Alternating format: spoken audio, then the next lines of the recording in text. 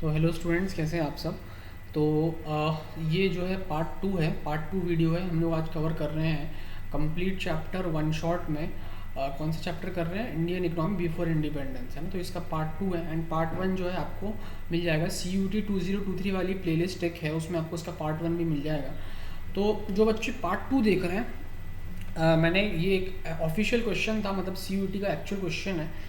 Question ये है, the stagnation in the Indian agriculture sector prior to 1947 was caused mainly because of various systems of. तो इसके option है revenue settlement, trade settlement, land settlement, agriculture settlement, है ना। तो अब देखते हैं कि जो क्वेश्चन आते हैं CUT में, they are from the NCERT only, but the question it is very confusing. अब आप देखोगे आपको चारों ऑप्शन इसमें सही लग रहे होंगे, है ना।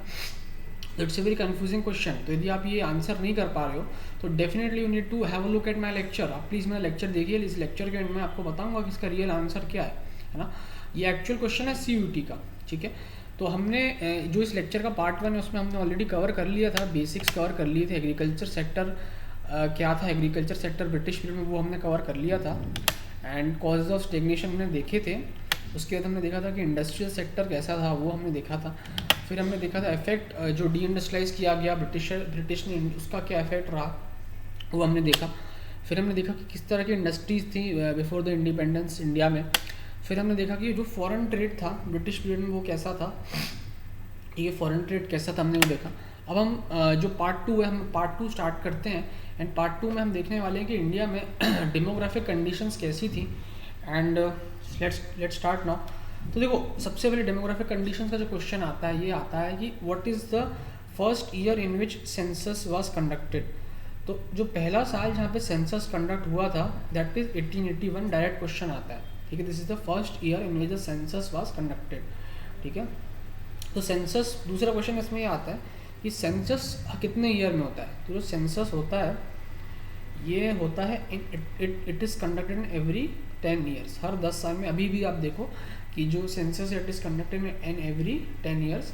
And ministry of statistics and programme implementation है, ये जो है सेंसस इंडिया में कंडक्ट करती है आज की डेट में, है ना। तो अभी रिसेंट सेंसस हुआ था 2021 में, फिर अभी ठीक है 11 में हुआ था, फिर 21 में हुआ था। अच्छा, एक बात मुझे आप बताइए कि डेमोग्राफिक कंडीशंस का मीनिंग क्या होता है। तो डेमोग्राफी का मीनिंग क्या होता है, उस जो कंट्री है उसके पॉपुलेशन कैरेक्टरिस्टिक्स कैसे हैं, वहाँ पे लिटरेसी रेट कितना है, वहाँ पे इन्फेंट मोर्टेलिटी रेट कितना है, वहाँ पॉपुलेशन ग्रोथ रेट कितना है, वहाँ मैटरनल मोर्टेलिटी रेट कितना है ना। तो ये सारी जो चीज़ें होती हैं वो किस में आती है, डेमोग्राफिक कंडीशंस में आती हैं। वहाँ का बर्थ रेट कितना है, वहाँ का डेथ रेट कितना है। तो इंडिया की डेमोग्राफिक कंडीशंस पे क्वेश्चन आ सकता है, क्योंकि आप देखेंगे काफ़ी बेसिक क्वेश्चन आते हैं इसमें। तो हम समझते हैं, देखिए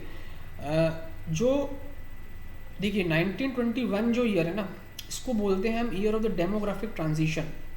इसको हम बोलते हैं ईयर ऑफ डेमोग्राफिक ट्रांजिशन। क्यों बोलते हैं हम इसको ईयर ऑफ डेमोग्राफिक ट्रांजिशन? क्योंकि 1921 के पहले जो पॉपुलेशन ग्रोथ रेट थी इंडिया की वो काफ़ी लेस थी, है ना। एंड फ्रॉम 1901 टू 1921 जो ग्रोथ रेट थी पॉपुलेशन की, it was pretty less. But आप देखें कि 1921 से लेकर 1951 में के बीच जो पॉपुलेशन ग्रोथ रेट थी वो काफ़ी हाई हो गई थी, ठीक है। तो इसलिए इसको बोलते हैं ट्रांजिशन, डेमोग्राफिक ट्रांजिशन, क्योंकि इसके बाद क्या है, एकदम से ट्रांजिशन आया। इसके बाद क्या है, एकदम से ट्रांजिशन आया, इसलिए इसको बोलते हैं एरिया ऑफ डेमोग्राफिक ट्रांजिशन, ठीक है। नेक्स्ट हम देखते हैं क्या हुआ था। देखो 1921 के पहले क्या होता था ना, जो डिपेंड करता है पॉपुलेशन ग्रोथ रेट, वो किस पे डिपेंड करता है, बर्थ रेट और डेथ रेट पे, है ना।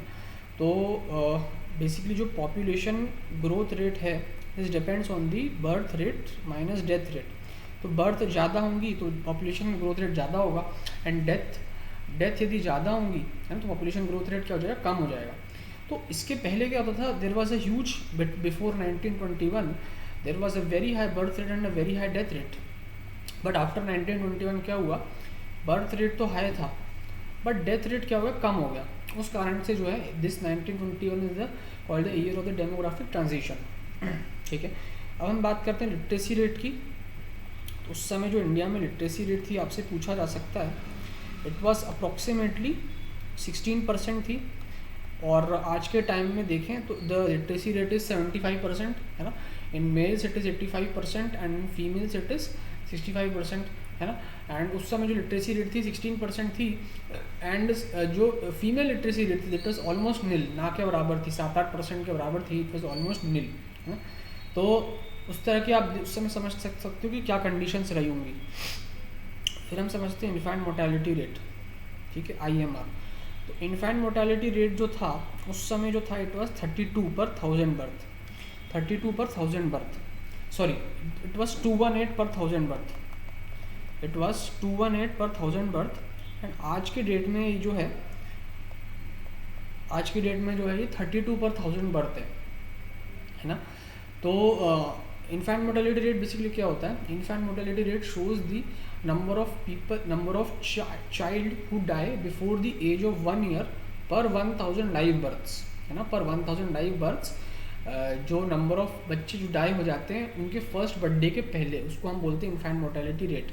तो आप सोच सकते हैं कि 218 का IMR था, यानी कि हर 5 में से एक बच्चा बेचारा डाई हो जाता था because of the lack of the medical facilities. तो आप सोच सकते हैं कि कैसी कंडीशन थी। आज की डेट में जो IMR है 32 है, ठीक है। तो आप समझ सकते हैं कि कैसी कंडीशन थी उस समय, है ना। हम आगे बढ़ते हैं, ऑक्यूपेशन स्ट्रक्चर पे आते हैं, है ना। तो ऑक्यूपेशन स्ट्रक्चर जो था, तो सबसे पहले समझते हैं ऑक्यूपेशन स्ट्रक्चर क्या होता है। तो किसी भी चीज़ का स्ट्रक्चर होता है ये बेसिकली शो करता है कि डिस्ट्रीब्यूशन शो करता है। ये क्या शो करता है, distribution of the population among the different sectors of the economy, for example the agriculture sector, the industrial sector and the service sector। तो ये बेसिकली क्या शो करता है कि डिस्ट्रीब्यूशन शो करता है कि एक इकोनॉमी में कितने परसेंट लोग एग्रीकल्चर में हैं, कितने परसेंट लोग इंडस्ट्रीज़ में हैं, कितने परसेंट लोग सर्विसेज में हैं, ये शो करता है डिस्ट्रीब्यूशन, ठीक है। तो आज तो उस समय की मैं बात करूँ तो ये छोटे छोटे फैक्ट्स आपको मालूम होने चाहिए कि एग्रीकल्चर में there was 70 to 75% people who are working in the agriculture sector, 70 to 75% people जो थे एग्रीकल्चर में ऑक्यूपाइड थे। आज की डेट में जो वैल्यू है दिस इज 45%, है ना। 45% पीपल आर इन एग्रीकल्चर, उस समय 70-75% पीपल एग्रीकल्चर में थे। दूसरा फैक्ट आपको मालूम होना चाहिए कि मैन्युफैक्चरिंग में लगभग 10% लोग थे, मतलब एक रफ आइडिया आपको होना चाहिए, एग्जैक्ट फैक्ट्स शायद ही आपसे पूछें। मैन्युफैक्चरिंग में 10% लोग थे, है ना। एंड जो सर्विसेज सेक्टर होता है, जो सर्विसेज सेक्टर होता है इसमें लगभग जो है 15 से 20% लोग थे। तो उस समय भी आप देखोगे कि जो सर्विसेज जो सबसे ज़्यादा था वो एग्रीकल्चर था, ठीक है, देन सर्विसेज था, देन इंडस्ट्रीज था। आज भी यही सिचुएशन है, आज भी यही सिचुएशन है। आज मैं आपको आज का मैं डेटा कंपेयर करूँ ऑक्यूपेशन स्ट्रक्चर का, यदि मैं प्रेजेंट का डेटा देखूं तो जो एग्रीकल्चर है उसमें 45% पॉपुलेशन है। अपन बात कर रहे हैं people who are working in the agriculture sector, आज 45% है ना। सर्विसेज में ये वैल्यू है 30% के अराउंड, है ना। एंड जो मैन्युफैक्चरिंग में है ये लगभग है 25% के अराउंड, प्रेजेंट सिनेरियो, और ये पास्ट का सिनेरियो है ना।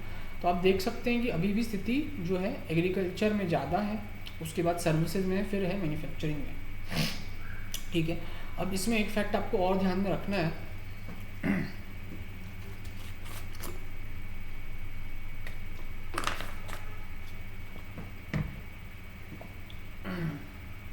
इसमें आपको एक फैक्ट और ध्यान में रखना है कि जो ज़्यादातर पीपल लोग थे देवर, जो ज़्यादातर लोग हुआ करते थे दे ऑफ द मद्रास प्रेसिडेंसी, है ना, जो मद्रास प्रेसिडेंसी के लोग हुआ करते थे, they were more into manufacturing and services. जो मद्रास प्रेसिडेंसी के लोग थे so they were more in these two domains, manufacturing and services में वो ज़्यादा थे, ठीक है। एंड एग्रीकल्चर में थोड़ा थोड़ा शिफ्ट कम हो गया था। आज भी आप देख लो कि people from south India, Bengaluru, Madras, वो IT सेक्टर में ज़्यादा है, मैन्युफैक्चरिंग सेक्टर में ज़्यादा, एग्रीकल्चर में रिलेटिवली कम है। एंड उस समय क्या था, जो बंगाल बिहार वाले रीजन्स थे those people were more involve in the agriculture, है ना। तो आज भी आप देखोगे यही कंडीशन है कि बंगाल बिहार ये वाले जो रीजन्स हैं यहाँ पे people are more, Punjab Rajasthan वाले जो रीजन्स हैं यहाँ पे people are more involve in the agriculture sector, है ना। तो ये ऑक्यूपेशन स्ट्रक्चर था, है ना। तो देखो बच्चों बेसिक क्वेश्चंस आते हैं लेकिन वो आप गलत कर देते हैं CUET में, एंड फिर आपका स्कोर कम हो जाता है, आपका एसआरसीसी में नहीं हो पाता, हिंदू हंसराज के रूढ़ीमल में नहीं हो पाता, अच्छे कॉलेजेस में नहीं हो पाता। तो ये चीज़ आपको ध्यान रखनी है कि देखो ना, आप देखो इतना बेसिक क्वेश्चन आया है, इतना बेसिक क्वेश्चन आया है, ये आप क्वेश्चन देखोगे लेकिन आप उसको सॉल्व नहीं कर पाओगे, आप कन्फ्यूज जाओगे कि सर रेवेन्यू सेटलमेंट है, ट्रेड सेटलमेंट है, लैंड सेटलमेंट है, एग्रीकल्चर सेटलमेंट है, आप कन्फ्यूज जाओगे। तो इसलिए हमको बिल्कुल कॉन्सेप्टैलिटी जो है 100% होनी चाहिए, है ना। We require 100% conceptual clarity, and we at Edu Power हम लोग यही करते हैं, हम लोग एकदम कॉन्सेप्ट क्लैरिटी देते हैं बच्चों को। एंड जो हम लोग फिर हम लोग रेगुलर टेस्ट लेते हैं, 20 आपके लगभग 25 टेस्ट होंगे पर डोमेन में, फिर आपकी रेगुलरली लाइव क्लासेस होंगी 2 आवर्स की, फिर आपके रिकॉर्ड लेक्चर्स आपको अवेलेबल रहेंगे टिल योर CUET एग्ज़ाम। तो if you join are paid batch तो आपको डेफिनेटली इससे काफ़ी बेटर क्वालिटी मिलेगी, है ना। इससे सब सिस्टमेटिक आपका पूरा स्टडी प्लान रहेगा, आपका लाइव डाउट क्लियरिंग सेशन रहेगा, आपको इसलिए पूरा स्टडी मटेरियल दिया जाएगा, है ना। एंड इसी तरह के और अच्छे लेक्चर्स आपको दिए जाएंगे। अब इंफ्रास्ट्रक्चर की बात करते हैं, तो इंफ्रास्ट्रक्चर मतलब जो बेसिक चीज़ें हैं जैसे कि रेलवेज़ हो गया, वाटर ट्रांसपोर्ट हो गया, टेलीग्राफ हो गया, पोस्ट हो गया, ये आता है बेसिक इंफ्रास्ट्रक्चर में आता है ना। तो मैं बात करूँ तो बेसिक इंफ्रास्ट्रक्चर डेवलप हुआ था, इट डिड डेवलप, बट इसका जो रीज़न था डेवलपमेंट का, the reason for development was not for the people of India, not for providing services to the people of India. The main reason for development of infrastructure was the betterment of the British economy, है ना। मतलब Indian लोगों को सर्व करने के लिए, amenities provide करने के लिए इंफ्रास्ट्रक्चर डेवलप नहीं हुआ था, ठीक है।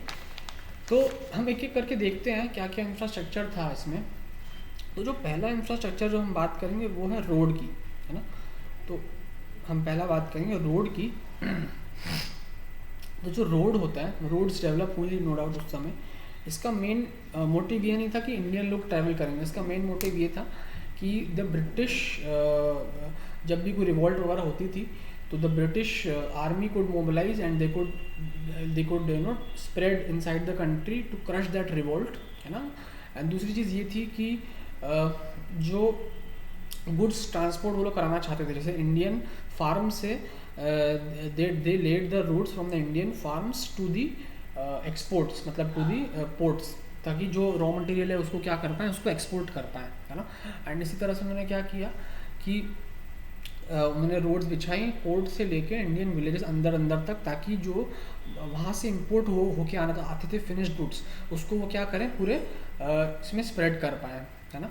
तो ये बेसिक इसका रीज़न था, इसका बेसिक रीज़न ये था कि रोड्स इसलिए उन्होंने डेवलप करी, है ना।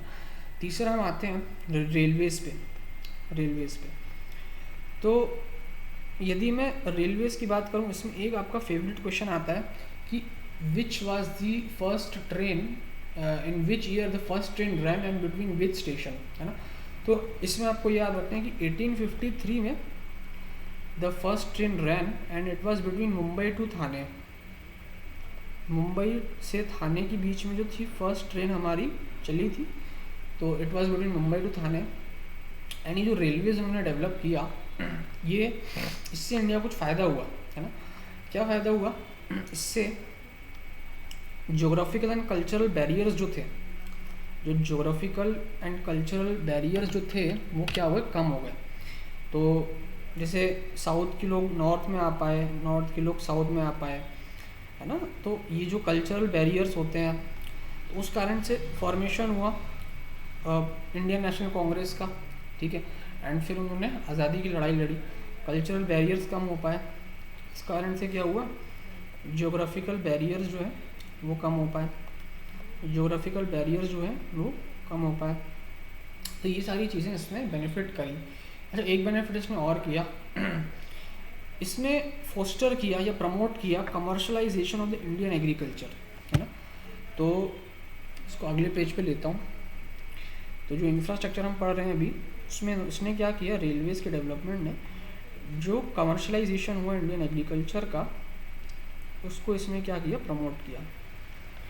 कैसे प्रमोट किया, ऐसे प्रमोट किया कि जो फार्म्स थे जहाँ पे कमर्शियल क्रॉप्स ग्रो हुआ करती थी, जैसे कि टी हो गया, कॉटन हो गया, जूट हो गया, वहाँ तक इन्होंने रेलवे लाइंस बिछाई एंड उन रेलवे लाइन्स को उन्होंने पोर्ट्स से कनेक्ट किया, है ना।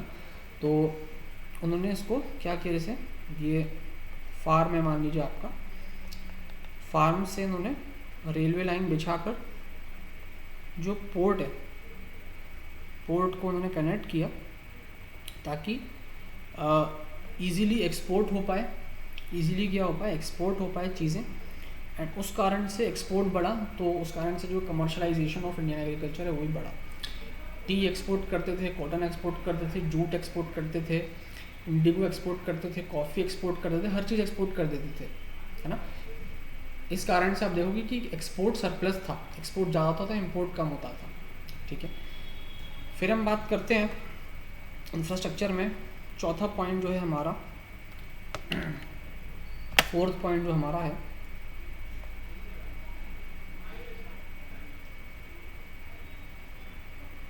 फोर्थ पॉइंट जो हमारा है वो टेलीग्राफ थी। तो डेफिनेटली टेलीग्राफ की लाइन उन्होंने बिछाई, टेलीग्राफ एंड पोस्टल सर्विस की।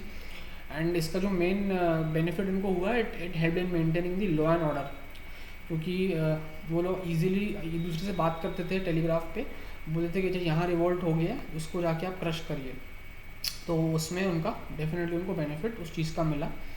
एंड आप देखोगे कि जब भी बहुत सारे रिवोल्ट्स हुए हैं तो बहुत सारे आंदोलन चले हैं ब्रिटिश टाइम में, जैसे कि नॉन कॉपरेशन मूवमेंट हो गया, सिविल डिसोबीडियंस मूवमेंट हो गया। तो उसमें ये लोग पहले, सबसे पहले क्या करते थे, ये लोग पटरियों की लाइन जो थी, रेलवे लाइन थी, उसको हटा देते, पटरी हटा देते थे, या फिर जो टेलीग्राफ की लाइन होती थी उसको काट देते थे, ताकि ब्रिटिशर्स जो है आपस में कॉन्टैक्ट नेटवर्क नहीं कर पाए, तो इनका जो रेबेलियन है वो क्रश नहीं हो पाए, या जो इनका मूवमेंट है उसको वो लोग क्रश नहीं कर पाए, ठीक है। तो ये सारी चीज़ें हैं। तो आज भी हमने वन शॉट में पूरा रिवीजन कर लिया, पूरा चैप्टर हमने रिवीजन नहीं, हमने पूरा अच्छे से पढ़ाई दी आपको। Development experience, brief introduction of the Indian economy before the independence, है ना, ये मैंने पूरा पढ़ा दिया आपको। एंड ठीक है। एंड अब मैं आपको बताना चाह रहा हूँ हमारे पेड कोर्स के बारे में। तो जो हमारा पेड कोर्स है, इसमें इसी तरह के वंडरफुल लेक्चर्स हम लोग कंडक्ट करते हैं, है ना। एंड इंडिया के टॉप मोस्ट फैकल्टीज़ होते हैं हर सब्जेक्ट के, मतलब इकोनॉमिक्स हुआ, बिजनेस स्टडीज़ हुआ, हिस्ट्री हुआ, पॉलिटिकल साइंस हुआ, जनरल टेस्ट हुआ, इंग्लिश हुआ, सभी के टॉप फैकल्टीज़ आपको मिलेंगे। एंड अच्छे कॉलेजेस के, IIT के, IIM के, DU के आपको फैकल्टीज़ मिलते हैं, ठीक है। आपको रिकॉर्डेड लेक्चर्स मिलते हैं, which can be with any number of times, कितनी बार भी आप रिकॉर्ड लेक्चर्स को देख सकते हो। आपको PDF मिलता है 4,500 प्लस MCQs वाले आपको PDF मिलते हैं, ठीक है। आपको लाइव आउटलाइन सेशन मिलते हैं, तो पेड बैच में और फ्री बैच में ये अंतर आ जाता है। फ्री बैच में देखो, आप रैंडमली इधर उधर से यूट्यूब वीडियो देखते रहो, वो आपका टाइम वेस्ट करेगा, कुछ नहीं करेगा। आप पेड बैच खरीदिए, स्ट्रक्चर्ड कंटेंट आपको मिलेगा, आपका टाइम बचेगा। 1 घंटे में आपका पूरा चैप्टर आपको अभी समझ में आ गया, फटाफट आपने उसका PDF उठाया, MCQ सॉल्व किए, उसका टेस्ट लगाया, आपका हो गया ख़त्म। आप यदि रैंडम सेल्फ स्टडी से पढ़ते हैं तो आप उसको एक दिन में भी ख़त्म नहीं कर पाएंगे, है ना। इसके अलावा आपको उसमें 20 ऑनलाइन मॉक टेस्ट मिलते हैं, अफोर्डेबल प्राइसिंग हम रहती है, बहुत रीजनेबल प्राइस पर आपको कोर्स मिलता है ना। तो आप भी, if you want to enrol for this course, you can contact on this given number, that is 9926803758 पे आप कॉन्टैक्ट कर सकते हैं, ठीक है। तो यदि मेरा वीडियो अच्छा लगा तो प्लीज़ मेरे चैनल को सब्सक्राइब करें। Thank you very much.